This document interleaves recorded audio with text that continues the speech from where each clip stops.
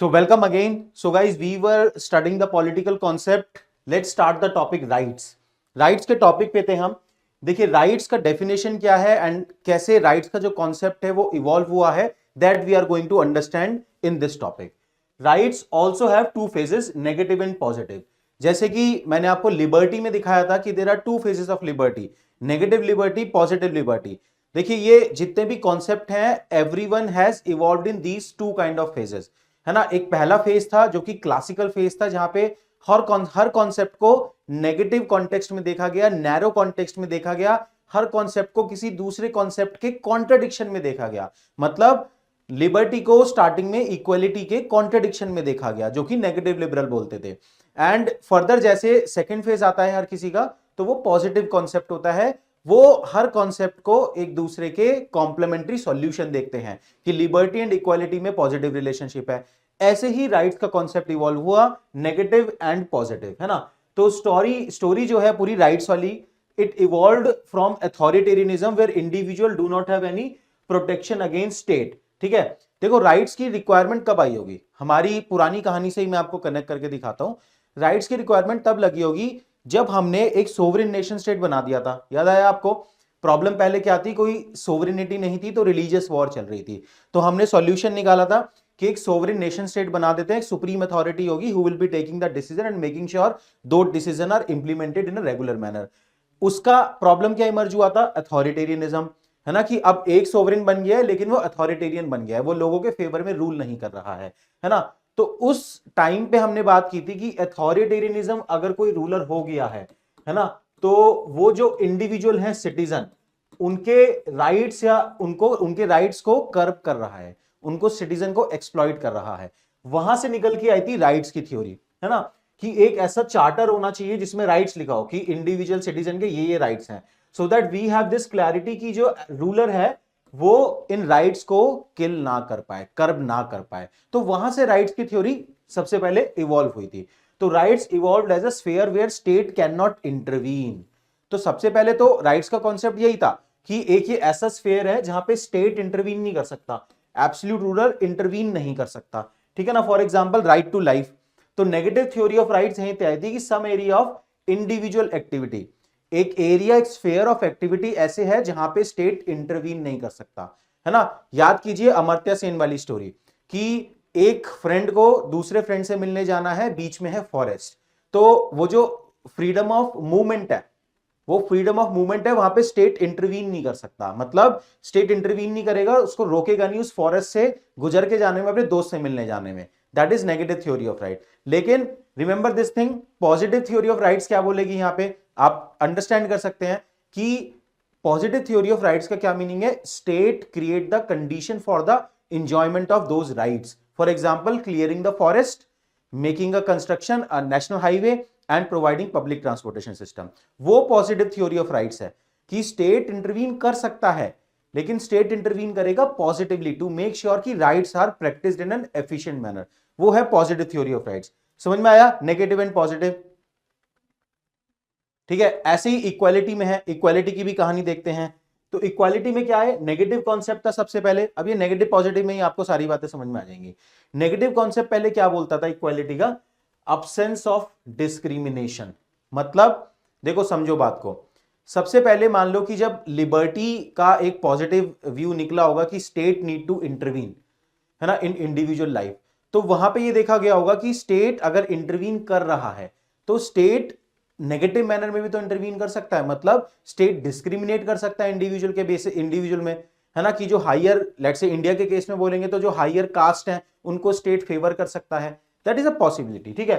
तो वहां से जब इक्वालिटी का कॉन्सेप्ट निकल के आया तो ये बोला गया पहले नेगेटिव फेज में equality means absence of discrimination, है ना. आपको अब ये नेगेटिव पॉजिटिव का फंडा समझ में आ रहा होगा. ऐसे लिबर्टी का नेगेटिव का क्या मीनिंग था? Absence of restraint. ऐसी इक्वालिटी नेगेटिव का क्या मीनिंग है? Absence of discrimination. अब पॉजिटिव का क्या मीनिंग होगा, आप रिलेट कर पा रहे होंगे. पॉजिटिव का मीनिंग होगा कि state will create the condition which lead to enjoyment of equality. For example reservation. समझ रहे हैं हम, है ना. एक तो इक्वालिटी का मतलब नेगेटिव ये हो सकता है कि स्टेट इंटरवीन नहीं कर रहा, स्टेट ने ओपन कंपटीशन कर दिया. ठीक है ना, हर कोई आके उन पोस्ट के लिए फाइट कर सकता है. लेकिन पॉजिटिव इक्वालिटी क्या बोलेगी कि स्टेट जो डिस्क्रिमिनेटेड हैं ऑलरेडी, डिसएडवांटेजेस हैं रादर, नॉट डिस्क्रिमिनेटेड, डिसएडवांटेजियस, जो डिसएडवांटेजेस पोजीशन में सोसाइटी में, those individual will get positive support from the side of the state. This is what equality means as per the positive school of thought. समझ में आया? तो negative concept reject affirmative action, वो बोलता है कोई रिजर्वेशन नहीं, रिजर्वेशन भी तो एक तरीके का डिस्क्रिमिनेशन है as per the negative concept. But positive concept क्या बोलता है?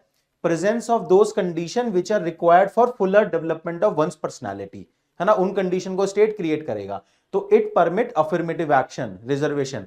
इसके हिसाब से, पॉजिटिव कॉन्सेप्ट के हिसाब से providing reservation means promotion of equality, but negative concept के हिसाब से providing reservation is against equality. समझ में आया? वो नैरो था, ये ब्रॉडर है ना। अब ये पॉजिटिव नेगेटिव आप रिलेट कर पा रहे हैं इक्वालिटी में, राइट्स में, लिबर्टी में, है ना। एक और यहां पे रिलेटेड कॉन्सेप्ट है इक्वालिटी में ही।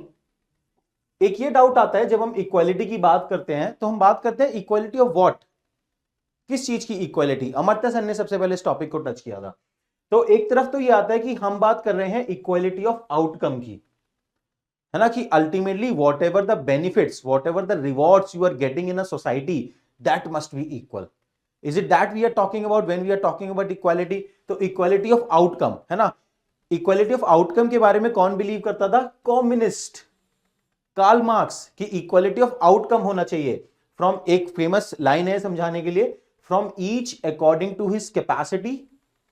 मतलब एक सोसाइटी में इंडिविजुअल से जो हम काम ले रहे हैं वो उसकी कैपेसिटी के हिसाब से लें, from each according to his capacity, to each according to his needs. मतलब सोसाइटी में जो हम इंडिविजुअल को दे रहे हैं वो उसकी नीड के हिसाब से हो। This is what equality of outcome means as per communist, है ना। मतलब आपने काम करवाया सबसे अपनी कैपेसिटी के हिसाब से, जो जितना काम कर सकता है करे यार, जिसकी जितनी कैपेसिटी है ना, एंड लेकिन हमने जो उसको रिवॉर्ड्स दिए वो उसकी नीड के हिसाब से दिए, ठीक है ना। That is what communist thinking is, equality of outcome. Obviously this equality of outcome undermine liberty. समझ में आ रहा है? अंडरमाइन लिबर्टी कैसे है? Because in order to maintain same outcome liberty of few will be compromised, है ना। मान लो कि आपको इक्वालिटी ऑफ आउटकम मेंटेन रखनी है, मतलब एक क्लास के अंदर, तो क्या बोल रहे हैं कम्युनिस्ट, देख रहे हो आप, एक क्लास के अंदर अगर मान लो 50 स्टूडेंट हैं 1 से लेके 50, सबने कुछ कुछ काम किया, सबने कुछ कुछ असाइनमेंट दिए और अलग अलग इंडिविजुअल ने अपनी अपनी मेहनत की उस प्रोजेक्ट को लेके। मान लो आपने कोई प्रोजेक्ट दिया, किसी प्रोफेसर ने प्रोजेक्ट दिया क्लास के अंदर, हम क्या बोल रहे हैं, मेहनत हर कोई अपनी अपनी करेगा लेकिन मार्क्स हम सबको सेम देने वाले हैं। तो अल्टीमेटली जो ज्यादा मेहनत कर रहा था उसकी लिबर्टी आप कर्व कर रहे हो, है ना। तो that is why this school of thought, equality of outcome undermine the liberty, है ना। आप इसको और प्रैक्टिकल तरीके से देखना चाहते हो, लेट्स से कि इस इकोनॉमिक सिनेरियो में individual is working in a different manner, कोई ज्यादा हार्डवर्क करता है, कोई कम हार्डवर्क करता है। मान लो अगर स्टेट आए और स्टेट इंडिविजुअल जो भी मनी अर्न कर रहा है ना, कोई ज्यादा कर रहा है, कोई कम कम कर रहा है। मान लीजिए मुकेश अंबानी या अदानी बहुत ज्यादा अर्न कर रहे हैं, या फिर लेट्स से कि एक let's say any farmer who is earning less, तो गवर्नमेंट आए, गवर्नमेंट उनका सारा पैसा ले ले, फार्मर का सारा पैसा ले ले, उनको मिला के और सबको बराबर दे दे, तो we are killing the liberty of the those individuals who are working hard, ठीक है ना। दैट इज माय पॉइंट, ठीक है। तो नथिंग अगेंस्ट फार्मर, इसका कोई इशू मत बनाना, ठीक है। I am just giving you an example. So equality of outcome and second is equality of opportunity. Second ये हो सकता है, दिस इज मोर मैच्योर, है ना, कि equality of outcome we can not achieve, है ना, उस सिस्टम में इंसेंटिव नहीं रहेंगे इंडिविजुअल को मेहनत करने के लिए, but equality of opportunity should be there, है ना। ये सपोर्ट किया था अमर्त्य सेन ने। अमर्त्य सेन ने एक्सेप्ट किया नेचुरल इनइक्वालिटी है, सब में इक्वल टैलेंटेड नहीं है, पहले तो इस बात को एक्सेप्ट करना बहुत जरूरी है ना। ही एक्सेप्टेड नेचुरल इनइक्वालिटी है। अब बेटर कोहेरेंस विद लिबर्टी, ये जो स्कूल ऑफ थॉट है equality of opportunity, it has better coherence with the concept of liberty, है ना। ऑब्वियसली आपको समझ में आ रही होगी ये बात। क्या बोलता है ये बोलता है create condition which are equally accessible to all. ये बोल रहा है सोसाइटी में ऐसे कंडीशंस क्रिएट करिए प्रॉस्पेरिटी के लिए, और वो जो कंडीशंस हैं they should be equally accessible to all. For example आपको एक फेमस डिबेट बताता हूं मैं एलपीजी रिफॉर्म्स को लेके या ग्लोबलाइजेशन को लेके। अमर्त्य सेन क्या बोलते हैं, एक ही डिबेट, पहले डिबेट बताता हूं क्या, और अमर्त्य सेन उस पर ओपिनियन क्या देते हैं। डिबेट ये है कि क्या जो ग्लोबलाइजेशन है और प्राइवेटाइजेशन है उसकी वजह से जो इकोनॉमिक ग्रोथ हो रही है ना, वो इकोनॉमिक ग्रोथ हो रही है एंड उसमें इनइक्वालिटी बढ़ती जा रही है ना। एक तरफ तो ग्रोथ हो रही है, ग्रोथ ऊपर जा रही है, लेकिन इनइक्वालिटी भी बढ़ रही है ना। तो क्या ग्लोबलाइजेशन सही है या गलत है? क्या ग्लोबलाइजेशन प्राइवेटाइजेशन रोकना चाहिए या नहीं रोकना चाहिए? एक फेमस डिबेट है जहां पे अमर्त्य सेन भी हैं, जोसेफ स्टिग्लिट्ज भी हैं, बहुत सारे लोग कमेंट करते हैं। अमर्त्य सेन ने एक अच्छी बात बोली कि ultimately globalisation, privatisation, liberalisation, it is creating this conditions for the growth, है ना। This condition is mandatory for the growth, but inequality क्यों आ रही है? क्योंकि individual do not have equal accessibility, all the individuals do not have equal accessibility to those conditions. तो वो accessibility कैसे इंप्रूव की जा सकती है? अमर्त्य सेन ये बोलते हैं कैपेबिलिटी अप्रोच। स्टेट का बस इतना काम है कि इंडिविजुअल के लिए कंडीशन क्रिएट करे, अपॉर्चुनिटी क्रिएट करे और उनको कैपेबिलिटी दे, मतलब स्किल दे, एजुकेशन दे, ठीक है ना, हेल्थ दे, फिनेंशियल रिसोर्सेज दे, उसके बाद उसे करने दे काम।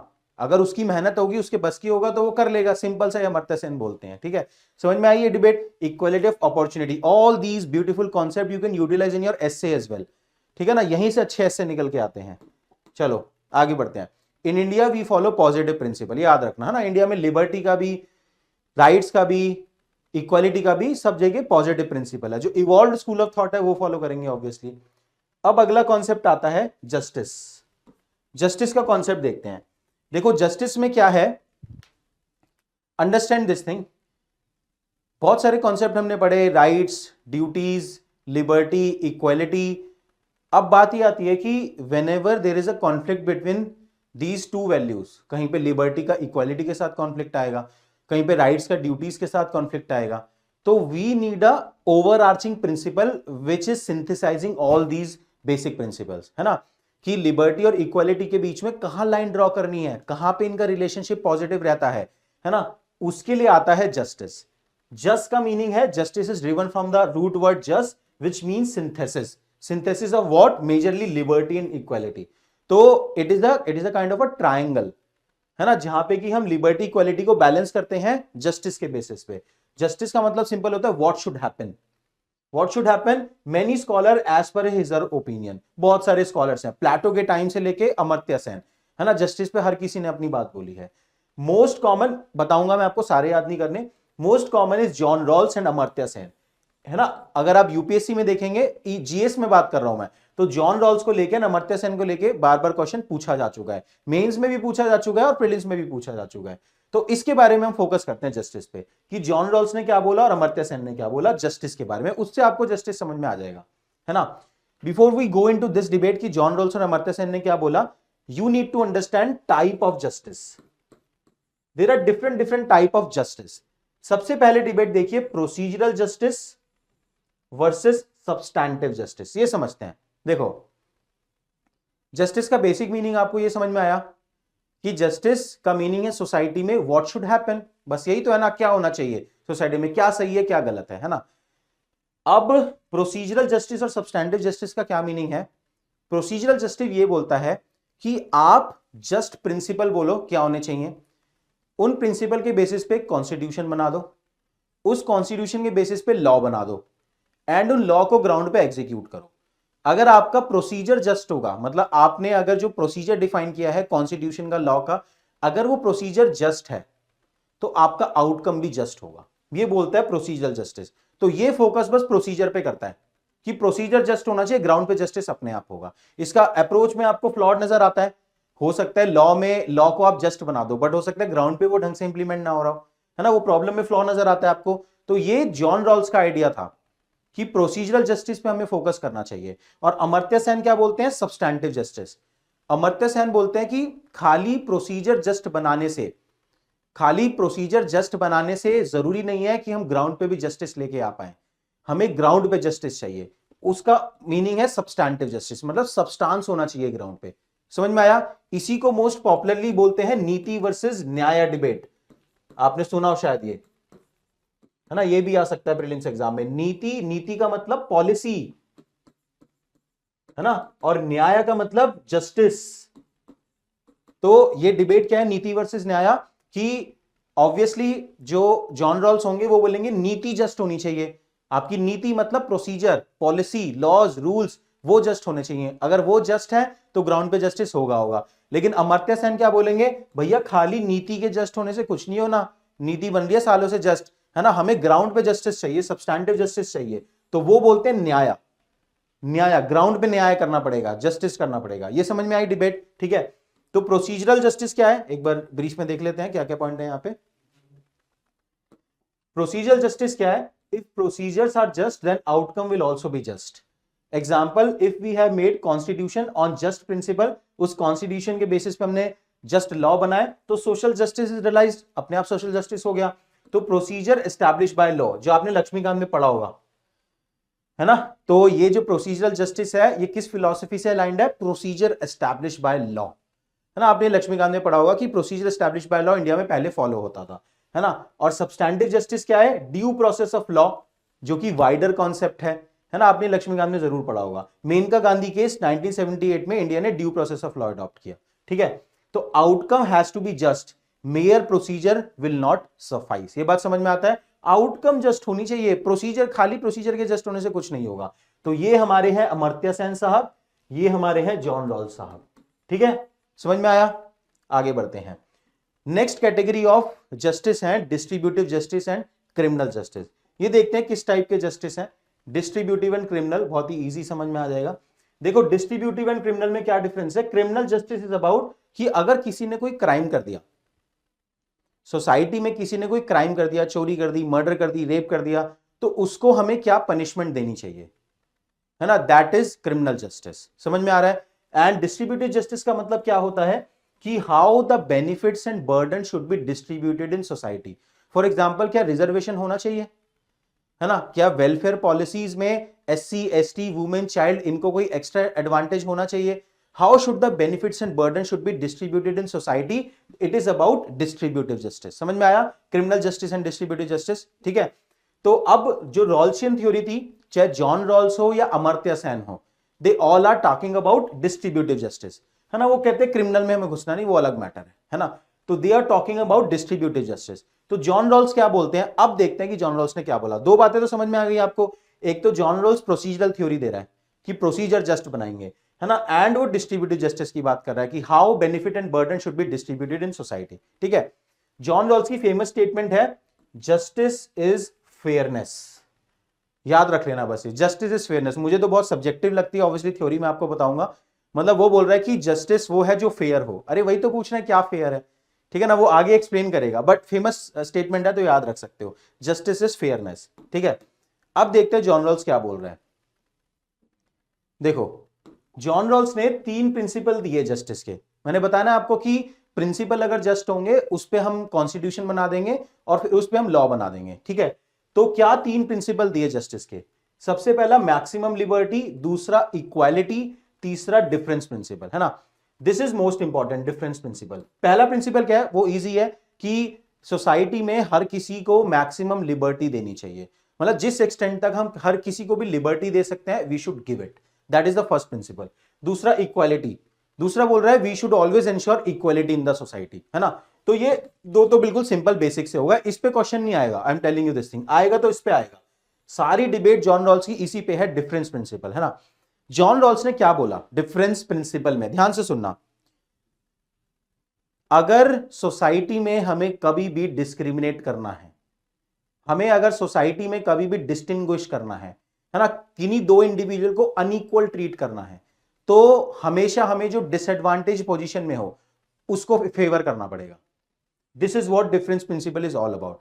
अगर हम सोसाइटी में कभी भी डिफरेंस कर रहे हैं किन्हीं 2 इंडिविजुअल में, तो हमेशा जो डिसएडवांटेजेस पोजीशन में होगा उसे हम फेवर करेंगे, दैट इज डिफरेंस प्रिंसिपल, है ना। In case of any unequal treatment it has to be in favour of disadvantages one, है ना। तो इसीलिए ईडब्ल्यूएस रिजर्वेशन पे अगर कोई भी क्वेश्चन आता है इस बार मेंस एग्जामिनेशन में या प्रीलिम्स में, है ना, you can utilise this difference principle, है ना, कि एज पर जॉन रॉल्स अगर हम फेवर कर रहे हैं, ठीक है, मान लो कि हम, अगर आप इसको दोनों तरीके से लिख सकते हो कि अगर हम ईडब्ल्यूएस को रिजर्वेशन दे रहे हैं तो we are providing unequal treatment to the disadvantages only, those are economically weaker, तो that should be the criteria, इस तरीके से आप लिख सकते हो।